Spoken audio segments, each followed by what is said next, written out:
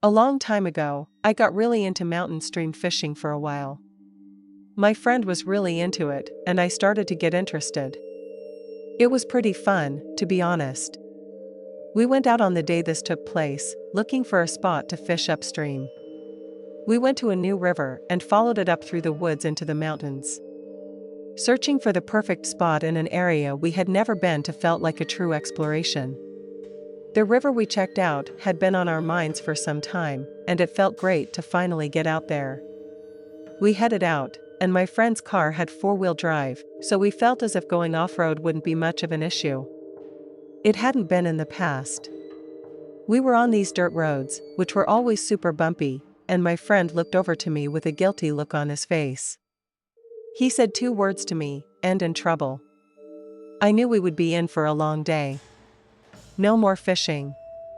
Our next thought was how the hell we'd get home and how anyone could find us this far out in the middle of nowhere. We had no choice. We needed to call someone. I thought of asking another friend of ours or trying to call the recovery service.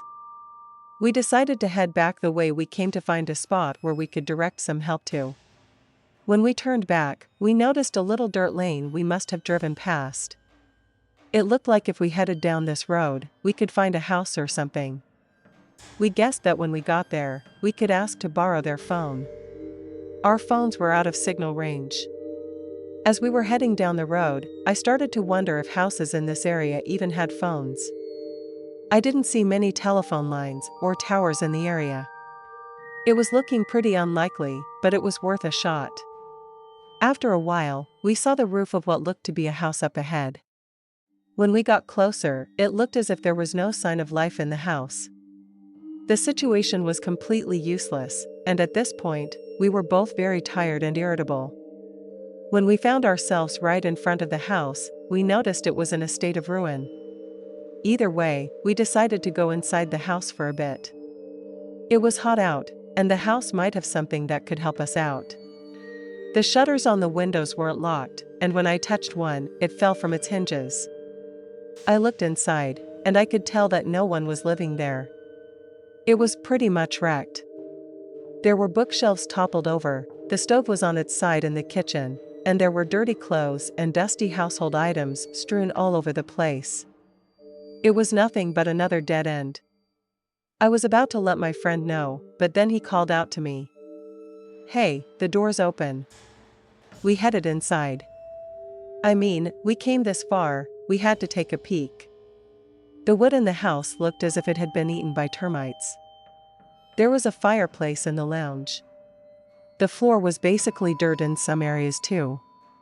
We moved through the house and through a sliding door. Just beyond that door, we saw a kind of workshop area with scattered bits and pieces of pottery lying around. We wondered if pottery makers had lived here before. We saw something that looked like a kiln in there too. We went from the workshop to another room. It was the bathroom. The bath was filled with what looked like stagnant rainwater. We continued our unexpected urban exploration, and as my friend reached out for a doorknob, I felt an unexpected shudder race through me.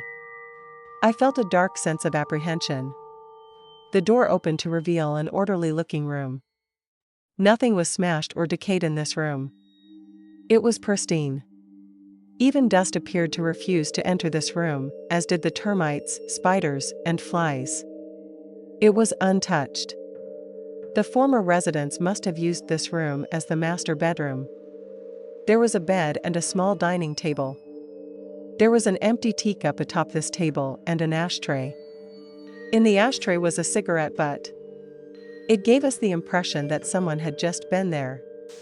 It was honestly pretty eerie. There was a little oil lamp next to the bed, and there was a magazine laid out there too. My friend went over to it and picked up the magazine. The whole time we were in that room, my friend and I were in silence.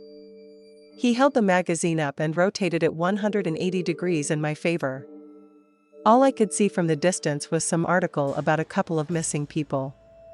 My friend then appeared to be looking for something.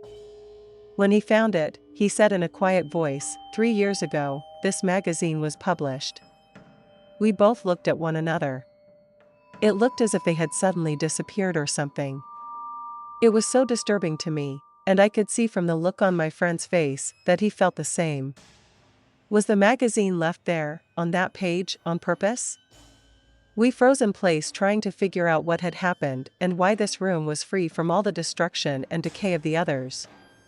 Then, almost in unison, we looked toward the closet.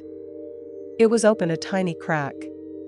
I don't know who ran first, but before I knew it, I was racing down the stairs. My foot went through the second to last step, which caused me a great deal of pain. It didn't slow me down though, and I really didn't want to be in that house anymore. We stopped about halfway down the road to catch our breaths, and I will always remember this. My friend turned to me and said, "Something really bad must have happened in there." What kind of crazy person was living in there? An owner of an unknown voice replied to his question before I had the chance to. It said, "I wonder if humans lived in there." We then resumed running back to the car. We didn't dare talk until we were safely back behind a locked door. I've had years and years to think about what happened that day, and I have the following theory. I wonder if you will agree with me or not, or maybe you have your own theory. I think that room had been sealed, like with a spell or an incantation, or something like that.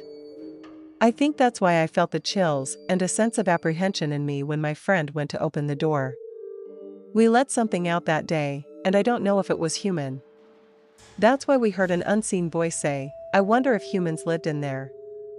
It's a pretty wild theory, I know, but hey, I cannot explain what happened in there any other way. And I've been trying to for years. Yesterday, I took my son fishing. He wanted to visit a nearby lake we hadn't been to in quite some time. The area isn't the best. The last time we were there, about a year ago, a car drove by, and someone screamed nice ass at me while I stood with my young son. This kind of behavior is sadly common in the area, which is also known as a late-night hookup and drug deal spot. Because of the lake's reputation, I'd made a deal with my dad that I wouldn't stay there past 4 p.m. without him. My 12-year-old son and I pulled up to our favorite fishing spot, a small pond on the opposite side of the road from the lake. My son looks much younger than his age, so I try to stay extra vigilant. Almost immediately, an older gentleman approached us, asking if there were fish in the pond. I told him we'd just started, so nothing yet, but we'd caught fish there on plenty of other occasions. He thanked us and returned to his spot on the other side of the road. About 15 minutes later, a younger man with a dog approached the older man. I could see and hear them chatting, but was relieved they didn't involve us. Unfortunately, the water in the pond was incredibly low and murky, and I could tell we weren't going to have any luck. I told my son to pack it up, and we'd try another spot on the other side of the lake. As we packed our gear into the trunk, the younger man yelled over, "Sorry if my dog and I ran you off." I replied it was no problem and explained we were just moving to a better spot. He then started saying how nice it was to see a mom taking her kid fishing, something he claimed you don't see often. I'm used to these comments, so I just nodded along as we packed up. When I moved toward the driver's side door, ready to leave, the man started another conversation, asking how old I thought he was. This felt strange, but I answered, saying I wasn't good at guessing, but maybe 25. He laughed and told me he was 38, adding that I was too kind. I laughed it off, mentioning that I work with teenagers who always guess my age much higher to tease me. He asked where I worked, and stupidly, I told him my city. He then went on about how he lives there too, and how he got a free apartment after his baby mama kicked him out. At this point, I had one hand on the car door handle, and my son was already in the back seat. The conversation took a darker turn when he started ranting about how women are supposed to be submissive and quiet. He said, "It's cool you can bait and hook or whatever, but you're still a woman." My alarm bells were blaring. He'd gone from being overly friendly to agitated and misogynistic. I wanted to leave but felt trapped, so I tried to make him uncomfortable instead. I told him, "Oh, you wouldn't like me at all." He tried to backpedal, saying, "It's okay to be loud, I guess, but don't try that with your man." I replied, "My man doesn't tell me what to do. I do what I want." This back and forth continued until he shook his head and muttered, "I just don't understand what kind of women act like that." I shot back, "A strong one." Just then, the older gentleman across the bank yelled, "Yeah, say that again, honey." The distraction gave me enough time to hop into the car and lock the doors. Only two of my car doors have functioning locks, but thankfully, they were on his side. I put the key in the ignition, but nothing happened. Panic set in as I repeatedly tried to start the car. Out of the corner of my eye, I saw him noticing my trouble and taking a few steps toward me. Finally, the engine roared to life, and I sped out of there. Only once I was far away did I let my composure crumble and have a long talk with my son about what happened. To the older gentleman, who noticed my discomfort and provided a distraction, "Thank you. I'd be happy to meet you again anytime." To the younger, misogynistic creep, I don't know if I was truly in danger, but my gut told me I was. "Let's never meet again." And to my dad, "I'll make you a new deal. I'm never going to that lake alone again, no matter the time of day." My friend's uncle loved fishing. It was his favorite hobby. Since he was around retirement age, he spent most of his time at Badak Jetty with his friends. One early evening, he went there but wasn't in the mood to fish, so he stood around chatting with his friends. As it was the lunar 7th month, he wanted to go home early. Just as he was about to leave, he saw an old lady holding an old-style basket walking toward the jetty. He thought it might be interesting. What would the old woman be doing here? Maybe she was looking for her husband or bringing him dinner. The old lady, however, paid no attention to my friend's uncle or anyone else.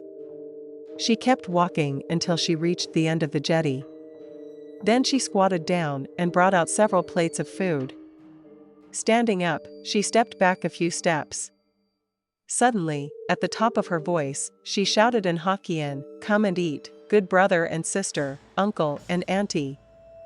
Most of the old men there were startled by her sudden action. They all turned their heads, confused, and watched as she repeated the call several times. Then she stopped. Shortly afterward, the previously calm sea began to turn rough. But what happened next was even more horrifying. A slimy, human-like figure crawled out of the sea.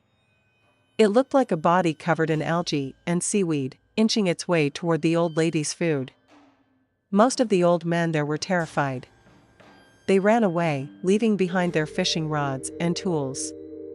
My friend's uncle was among those who fled. After an hour or two, they cautiously returned together to retrieve their belongings. None of them dared to stay there for the night. This happened when I was 17 years old. I'm 20 now. I'm from Bosnia and used to go fishing with my friends whenever I could.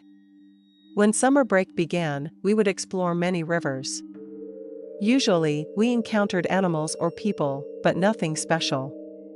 Keep in mind that the legal driving age in Bosnia is 18, so we would usually take a bus to the location or just walk to it.